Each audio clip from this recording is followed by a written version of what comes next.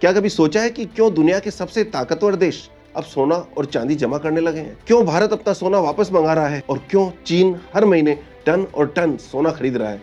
और क्यों डॉलर जो कभी पूरी दुनिया का राजा था अब अपनी ताकत खो रहा है? इसी पर बात करते हैं हम आज। जहां दुनिया की करेंसीज बदल रही हैं, लेकिन असली भरोसा फिर लौट आया है सोने और चांदी पर। अप्रैल से सितंबर 2025 के बीच में आरबीआई ने 64 टन सोना विदेशों से वापस लाया है, चुपचाप, बिना किसी शोर के। अब आरबीआई के पास कुल 880 टन सोना है, जिसकी कीमत करीब 108 बिलियन डॉलर है। इसके अलावा 576 टन यही भारत की जमीन में सुरक्षित है। कभी ये सोना इंग्लैंड और स्विट्जरलैंड के वॉल्ट में रखा होता था, आज ये भारत के कंट्रोल में है। क्योंकि आरबीआई ने एक बात समझ ली है कि जब दुनिया अस्थिर होती है तो वेल्थ वहीं सुरक्षित है जहां अपना कंट्रोल हो। रूस यूक्रेन युद्ध के बाद जब पश्चिमी देशों ने रशिया के डॉलर रिजर्व पर फ्रीज कर दिया गया, तो पूरी दुनिया को एहसास हो गया कि फॉरेन रिजर्व्स कभी भी हथियार बन सकते हैं।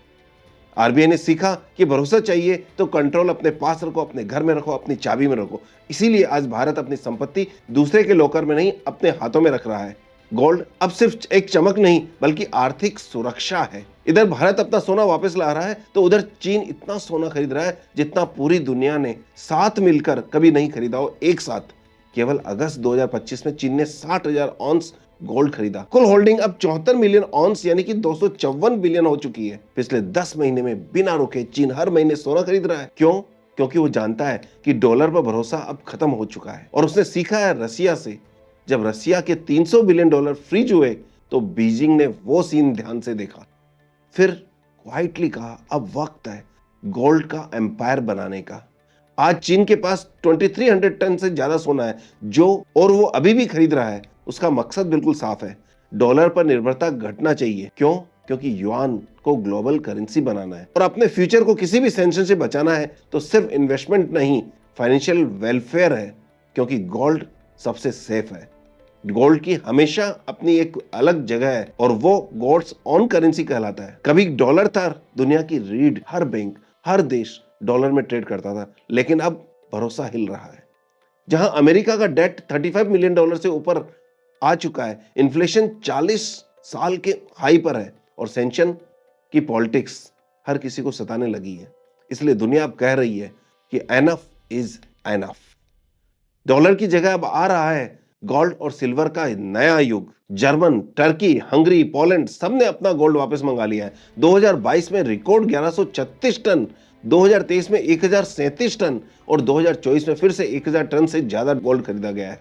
दुनिया भर के सेंट्रल बैंक के पास अब 36,000 टन से ज्यादा गोल्ड है, और इतना गोल्ड कि अब गोल्ड ने यूएस ट्रेजरीज को पीछे छोड़ दिया है। और ये सिर्फ एक बात दिखाता है कि विश्वास अब कागज पर नहीं, धातु पर है। अब हम बात करते हैं सिल्वर की, लेकिन कहानी सिर्फ सोने की नहीं।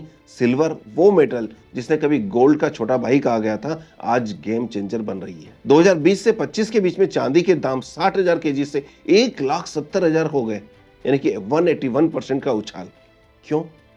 क्योंकि अब सिल्वर सिर्फ जेवर नहीं, टेक्नोलॉजी का फ्यूल है। सिल्वर के दो काम हैं। नंबर एक, सिल्वर की कहानी अनोखी है। एक तरफ ये सोने की तरह कीमती है, दूसरी तरफ एक टेक्नोलॉजी जो कल की दुनिया बनेगी उसके लिए भी काम आ रही है। हर सोलर पैनल में 15 से 20 ग्राम सिल्वर होती है, और हर इलेक्ट्रिक कार में 25 से 50 ग्राम, और हर 5G टावर, एआई चिप और डेटा सेंटर में इसकी जरूरत होती है। एआई, रोबोटिक्स, क्लीन एनर्जी, इन सब की धड़कन बस सिल्वर में बसती है। और सोलर एनर्जी नए रिजीम में है। सिर्फ 2023 में सोलर इंडस्ट्रीज ने 161 मिलियन ऑन सिल्वर खाया, और 2024 में 28% इसका डिमांड बढ़ गई, और दुनिया अब हर साल 200 गीगावाट से ज्यादा सोलर कैपेसिटी बना रही है। मतलब सिल्वर की मांग एक्सप्लोजिव है। एक्सपर्ट कह रहे हैं कि 2030 तक सिल्वर की डिमांड 170% तक बढ़ सकती है। यही नहीं, ईवी, एआई जहां फ्यूचर डिमांड होगी, वहां उसकी क्या पोजीशन है? वहां विस्फोट लगी हुई है। हर इलेक्ट्रिकल कार को चाहिए डबल सिल्वर। जी हां, डबल सिल्वर। हर एआई सर्वर को चाहिए कंडक्टिव सर्किट्स। हर 5G चिप्स को चाहिए सिल्वर का एटम। यानी जितनी दुनिया एडवांस होगी, सिल्वर की जरूरत उतनी बढ़ने वाली है। और यही वजह है कि एक्सपर्ट कह रहे हैं कि silver is the new oil, या हम यूं कह सकते हैं silver is the oil of digital age. दूसरी तरफ सप्लाई क्राइसिस, जिसके बारे में कोई बात नहीं करना चाह रहा है। लेकिन कहानी का दूसरा पहलू बहुत ज्यादा खतरनाक है। दुनिया में सिल्वर की माइनिंग घट रही है।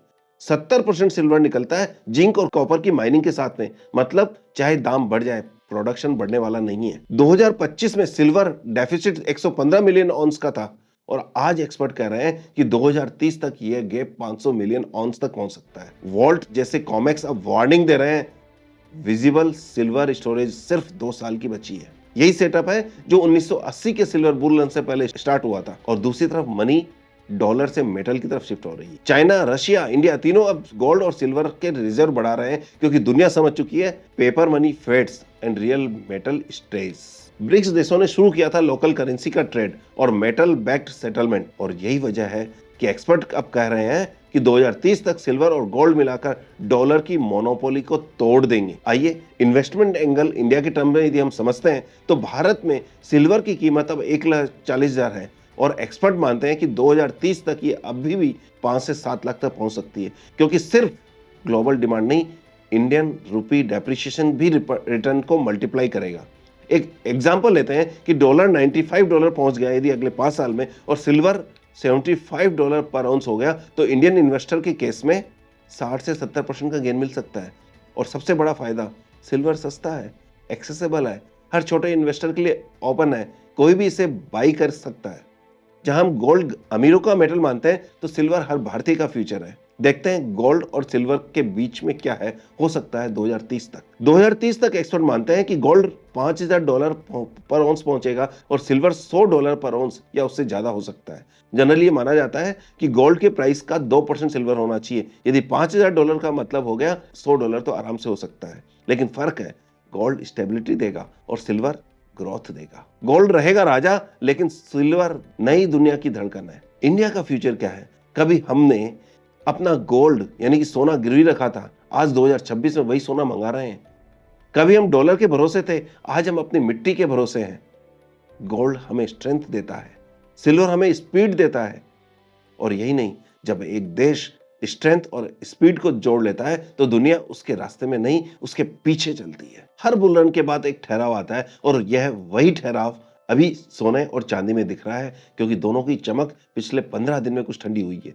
जहां पिछले महीने सिल्वर 1,80,000 तक उड़ चुकी थी और गोल्ड 1,30,000 पर 10 ग्राम पार चला गया था, लेकिन अब दोनों मेटल शांत है। स्पेकुलेशन कम हुआ है, वॉलेटिलिटी कम हुई है और सिल्वर 1,40,000 और गोल्ड 1,20,000 के आसपास टिके हैं। बाजार की स्पेकुलेटिव हीट निकल चुकी है और जो पागलपन था वो अब ठंडा हो गया है।